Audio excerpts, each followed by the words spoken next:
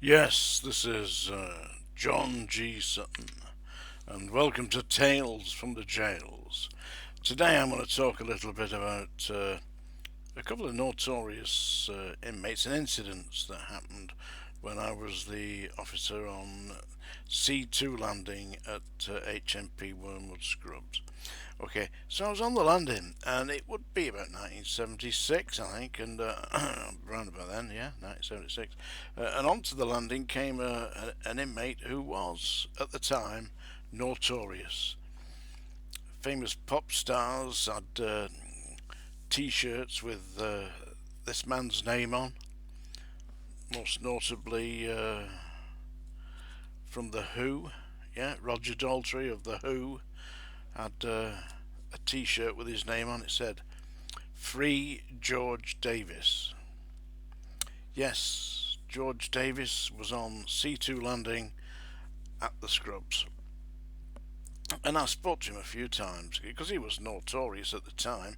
It was all over London. They were daubing his name everywhere. There were people climbing up trees, and the people who were supporting him actually dug up Headingley cricket ground in Leeds in Yorkshire and disrupted the English test match. So there was, and they dug it up and poured oil all over it. So and wrote "Free George Davis." You see, George Davis said that he had been set up by the police. He'd been framed. I spoke to him. I said, George, I said, you're all over the television. You're famous, infamous, Free George Davis. I said, but come on. I said, you don't get yourself locked up in the Scrubs for nothing. He said, he told me, listen, this is absolute God's honest truth. George Davis said, listen, he said, I've actually done it all. I've done all that. But he said, I didn't do this. He said, I did not do this robbery. It was not me.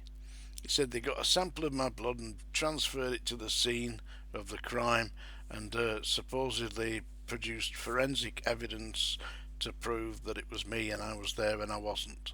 He said it's a complete setup. You see, I've done all the rest of the blags, armed robberies here, armed robberies there. He said they never got me for them. He said, but because they couldn't catch me, he said they set me up. He said, and that's why all this kerfuffle is about, because the underworld, the gangsters of London, they know that he's innocent. Quite what Roger Daltrey had to do with all this, I do not know, eh? Talking about my generation. I quite like the Who. Anyway, so that was George Davis, and he was actually quite a character, a likable rogue, but he was an absolute rogue, no doubt about it. Eventually, he got out of prison. They got him parole or something like that on that particular charge, and he was released back into society. And of course, being the man that he was, he went straight back to blagging, armed robberies, all the rest of it, and ended up getting himself locked up again. And he got out, and he lost his wife, went somewhere else, and he got involved with other people. It was a right life of misery, really, because he was basically a robber, a bandit, a very affable and a likable rogue, but absolutely 100% a bad lot. But I enjoyed having a chat with him. I was. This is another story from the Scrubs. I was on duty one day in the exercise yard, and in the exercise yard, it joined on at the side of C Wing, going towards D Wing. Between C Wing and D Wing, there was a laundry unit, and working in the laundry unit, there were inmates from D Wing. And one of the inmates from D Wing was up against the iron bars, gated it was, and they were shouting at the inmates who were exercising on the yard. These were inmates from C Wing, and he starts shouting abuse. You bastards, you're not doing it. You're there for a pittance, and thought he was some kind of tough guy, you know. I mean, I didn't know who he was at the time, so he was really annoying the prisoners and causing a disturbance. So I went across to the iron bars where he was stood shouting. I said, "Listen, you keep swinging on them iron bars. I am going to get some buns and feed you because you're behaving like a wild animal in a zoo. Now, unless you want me to come and forcibly feed you these buns that I'm going to get, you'll piss off."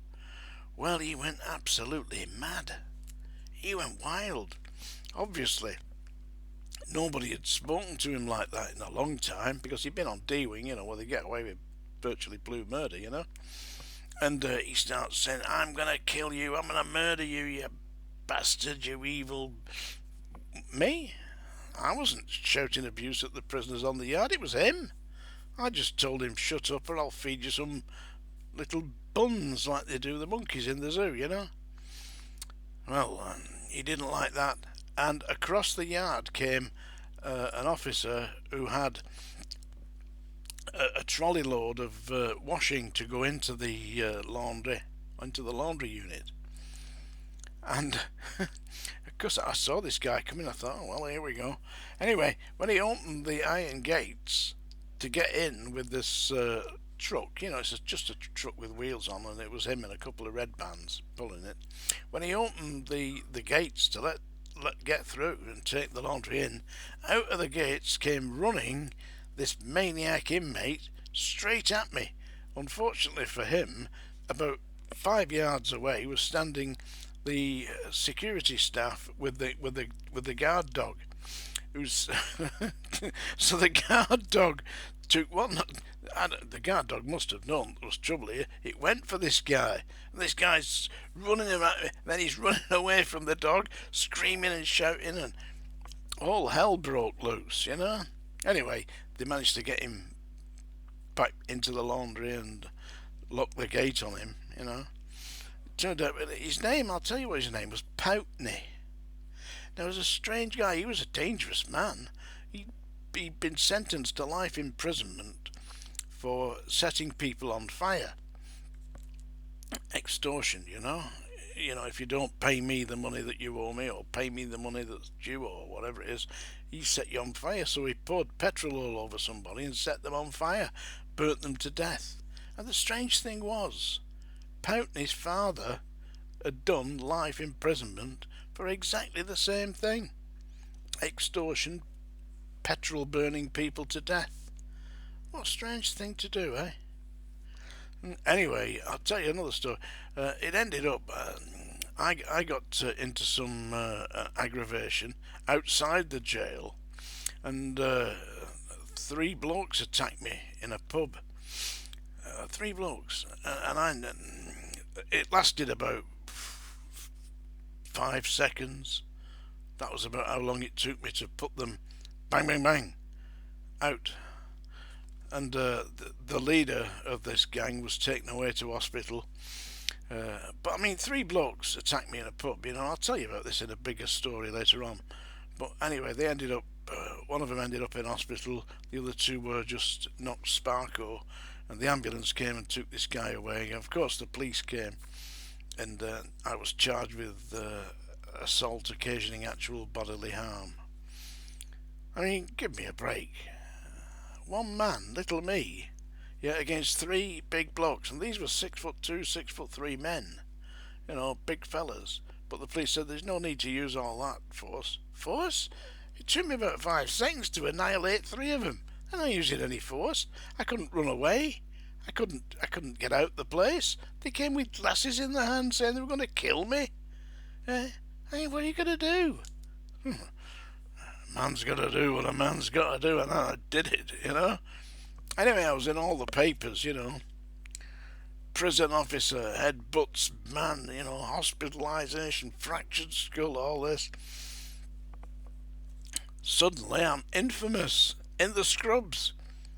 And this prisoner who threatened to kill me came up to me one day when I went through to D-Wing. He said, "Hey boss," he said, "I'm sorry about what happened, you know, on the yard there."